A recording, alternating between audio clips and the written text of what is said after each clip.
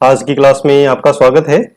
आज हम एक बहुत ही इम्पोर्टेंट टॉपिक डिस्कस करने वाले हैं एज्ड पर्सन के लिए, और वो है बीपीएच या बेनाइन प्रोस्टेटिक हाइपरप्लाजिया।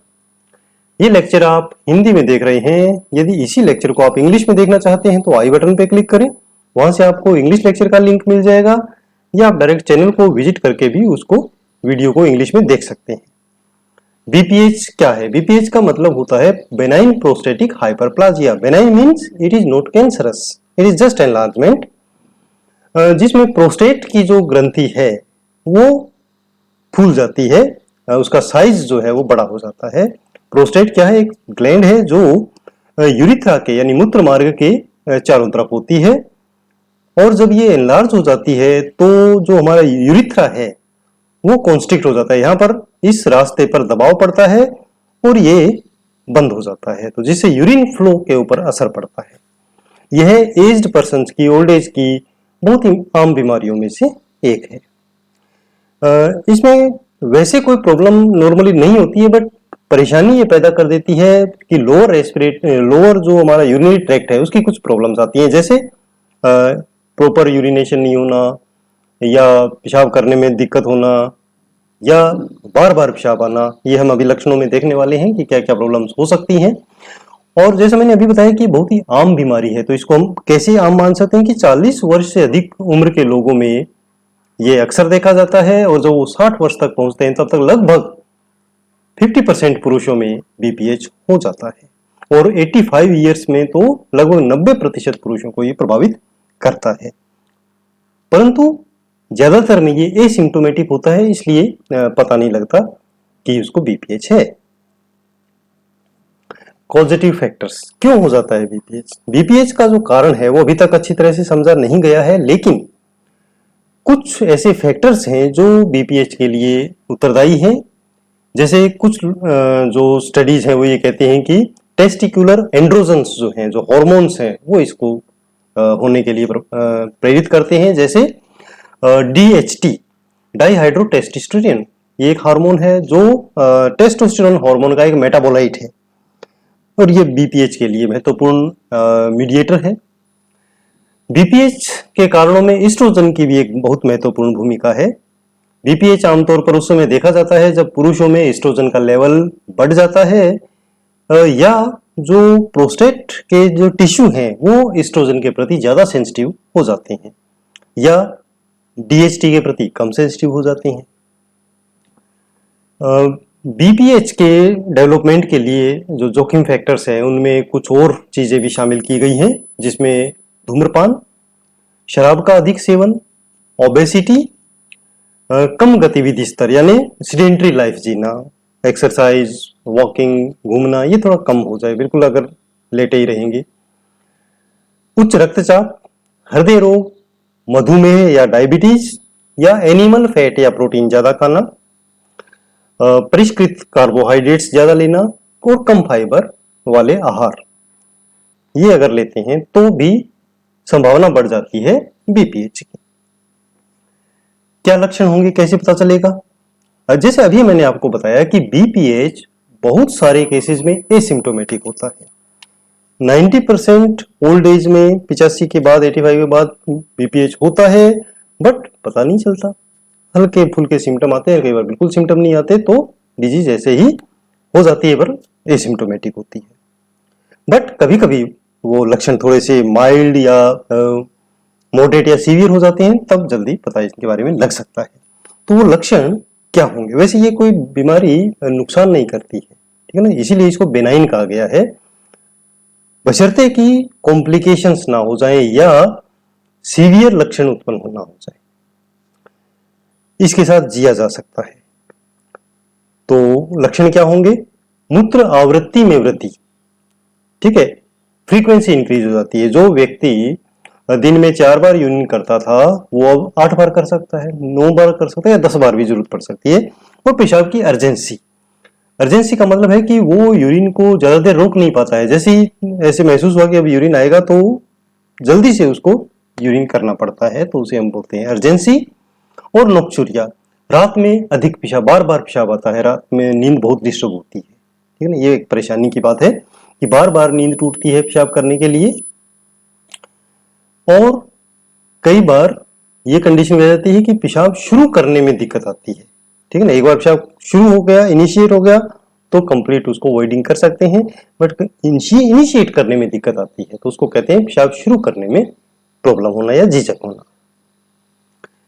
इसके अलावा जो ब्लैडर है वो पूरी तरह खाली नहीं हो पाता है। पेशाब करते समय लोअर एब्डोमेन में थोड़ा खिंचाव होता है, और मूत्र का जो प्रवाह है, स्ट्रीम है, उसके फोर्स में कमी आ जाती है, धीरे धीरे पेशाब आता है, और कंप्लीट होने के बाद ड्रिबलिंग होती है, मतलब बूंद बूंद करके और भी यूरिन आता रहता है, तो इसे ड्रिबलिंग कहते हैं। इसके अलावा एक्यूट यूरिनरी रिटेंशन होता है। एक्यूट यूरिनरी रिटेंशन का मतलब कुछ अमाउंट यूरिनरी ब्लैडर में पेशाब करने के बाद भी रह जाती है, जो लगभग 60 ml से अधिक होती है, तो वो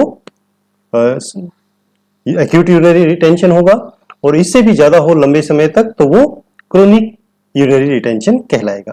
इसके अलावा रिटेंशन के कारण यूरिनरी ट्रैक्ट के इन्फेक्शन, यूटीआई भी हो सकते हैं। जनरलाइज्ड लक्षणों में थकान, एनोरेक्सिया, उल्टी आना, नोजिया जैसा होना, और पेल्विक एरिया में हल्का हल्का कंटिन्यू दर्द रहना वो शामिल हो सकता है। डायग्नोस्टिक इन्वेस्टिगेशन क्या होंगे? सबसे पहले हिस्ट्री और फिजिकल एग्जामिनेशन, जिससे पता थोड़ा आइडिया हो जाएगा कि यदि ये लक्षण हैं तो बीपीएच हो सकता है। कंफर्म करने के लिए डिजिटल रेक्टल एग्जामिनेशन, जो ये बताएगा कि जो प्रोस्टेट है वो थोड़ा सा रबरी और नॉन टेंडर स्वेलिंग हो गई है, मतलब पेन नहीं है बट इन एनलार्जमेंट है। अल्ट्रासाउंड करवाया जा सकता है, यूरिनलाइसिस करवाया जा सकता है, और यूरिनलाइसिस मतलब urine examination, complete urine examination, और इसके अलावा पीएससी, प्रोस्टेट स्पेसिफिक एंटीजन करवा सकते हैं, ताकि रूल आउट किया जा सके कि कहीं कैंसर तो नहीं है। इलाज क्या करेंगे इसका? बीपीएच का जो इलाज है उसका मेन उद्देश्य होता है कि जीवन की गुणवत्ता में सुधार करना, यानी मूत्र प्रवाह को में सुधार करना, फ्लो सही हो, अगर दर्द है तो उसे कम किया जाए, रुकावट या ऑब्स्ट्रक्शन को कम किया जाए, और रोग को प्रोग्रेस होने से रोका जाए और कॉम्प्लिकेशंस को कम किया जाए। हल्के और जो मध्यम लक्षणों वाले जो रोगी हैं, कोई उनमें जटिलता नहीं है, तो उनको किसी भी प्रकार की नॉर्मली ट्रीटमेंट की आवश्यकता नहीं होती है। वेट एंड वॉच करते हैं जब तक कि गंभीर कोई लक्षण उत्पन्न ना हो जाए। मॉडरेट और सीवियर केसेस में मेडिसिन दे सकते हैं, जैसे alpha adrenergic blockers such as alfuzosin, terazosin और डॉक्साजोसिन एंड टेम्सुलोसिन, जो मूत्राशय की नेक की जो मसल्स हैं और जो प्रोस्टेट की जो मसल्स हैं उनको रिलैक्स करते हैं और यूरिन फ्लो को बढ़ावा देते हैं। इसके अलावा 5 अल्फा रिडक्टेज इनहिबिटर्स भी दे सकते हैं, जैसे फेनेस्ट्राइड और ड्यूटास्टेराइड। ये भी लक्षणों को राहत दिलाने में मदद करते हैं। बीपीएच के मध्यम से गंभीर जो लक्षणों वाले रोगी हैं या उनमें यूरिनरी रिटेंशन है, ज्यादा कॉम्प्लिकेशंस हो गई हैं, तो कुछ प्रोसीजर्स किए जा सकते हैं, जिसमें सर्जिकल रिसेक्शन यानी उसको प्रोस्टेट को अंदर से कट करना शामिल है, जिसके लिए TURP एक प्रोसीजर है, trans urethral resection of prostate, या एंडोस्कोप के माध्यम से इंटरनल पार्ट को प्रोस्टेट को थोड़ा सा कट कर देना, ताकि जो मूत्र प्रवाह है उसके लिए प्रॉपर मार्ग बन सके, वो कर सकते हैं। और सर्जिकल रिमूवल भी उस पार्ट का कर सकते हैं। 3 प्रकार के ये प्रोसीजर्स किए जा सकते हैं, बट ये लास्ट एक प्रोसीजर के रूप में किए जाते हैं। नॉर्मली हम कोशिश करते हैं कि मेडिकल मैनेजमेंट से वो क्लियर हो जाए। नर्सिंग मैनेजमेंट क्या होगा? सबसे पहले प्रॉपर हिस्ट्री लेंगे रोगी की, फिजिकल एग्जामिनेशन करेंगे और एक प्रॉपर असेसमेंट के बाद नर्सिंग केयर प्लान प्रिपेयर करेंगे। बीपीएच के रोगियों में जो वॉइडिंग पैटर्न है, यूरिन करने का जो तरीका है, यूरिन की फ्रीक्वेंसी है, उसकी हिस्ट्री बहुत महत्वपूर्ण है।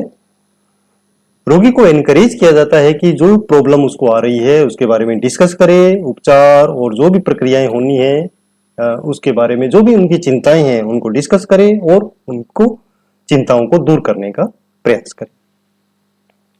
रोगी के उपचार की रणनीति, दवाओं और उसके प्रभावों और दुष्प्रभावों के बारे में समझाया जाता है।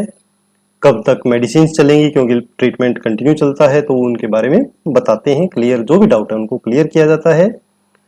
मूत्र प्रवाह को बढ़ाने के लिए और डिस्कम्फर्ट को कम करने के लिए जो भी दवाएं हैं उनको समय पर ले, इसके लिए हम उसे प्रेरित करेंगे, समय पर देंगे और ऑब्जर्व करेंगे कंटिन्यूअस कि पूर्ण रुकावट तो ना हो जाए। ठीक है ना, पूर्ण रुकावट हो गया तो यूरिन बिल्कुल नहीं आएगा, ब्लड एब्डोमिनल जो ब्लैडर डिस्टेंशन हो जाएगा। उसके संकेतों के लिए लगातार रोगी को निगरानी उसकी की जाती है और बताया जाता है कि ऐसी कंडीशन हो जाए तो तुरंत इन्फॉर्म करें। इवन डिस्चार्ज प्लानिंग में भी ये पॉइंट बताया जाता है रोगी को। और यदि कोई प्रोसीजर होना है जैसे TURP, TUIP या सर्जरी, ओपन सर्जरी, अगर ऐसी कंडीशन हो तो रोगी को प्री प्रोसीजर और पोस्ट प्रोसीजर नर्सिंग केयर प्रदान करेंगे। Pre operative, post operative nursing care प्रदान करेंगे प्रॉपर विद एसेप्टिक टेक्निक। और सर्जिकल साइट पर इंफेक्शन होने से रोकेंगे। इसके लिए उसकी अगर कोई ड्रेसिंग है उस पर एसेप्टिक टेक्निक मेंटेन करेंगे। जब डिस्चार्ज प्लानिंग होगी तो दवा जारी रखने के लिए बताएंगे, क्योंकि दवा तो कंटिन्यू रहनी है। फॉलोअप के लिए बताएंगे कि यदि कंप्लीट ऑब्स्ट्रक्शन है तो तुरंत मेडिकल एडवाइस वो लेने के लिए आएंगे। धन्यवाद स्टूडेंट्स। ऐसे ही उपयोगी लेक्चर्स देखने के लिए आप चैनल को सब्सक्राइब कर सकते हैं, फेसबुक पेज लाइक कर सकते हैं और अपने नोट्स बनाने के लिए mynursingstudents.blogspot.com इस ब्लॉग को विजिट करना ना भूलें। यहाँ पर आपको सारे कंटेंट्स मिलेंगे, वहाँ सर्च बॉक्स है, वहाँ अपना टॉपिक डालें, सर्च करें और आपको टॉपिक मिल जाएगा। इसी प्रकार आप Facebook group nursing notes join कर सकते हैं। धन्यवाद। आपका दिन शुभ हो।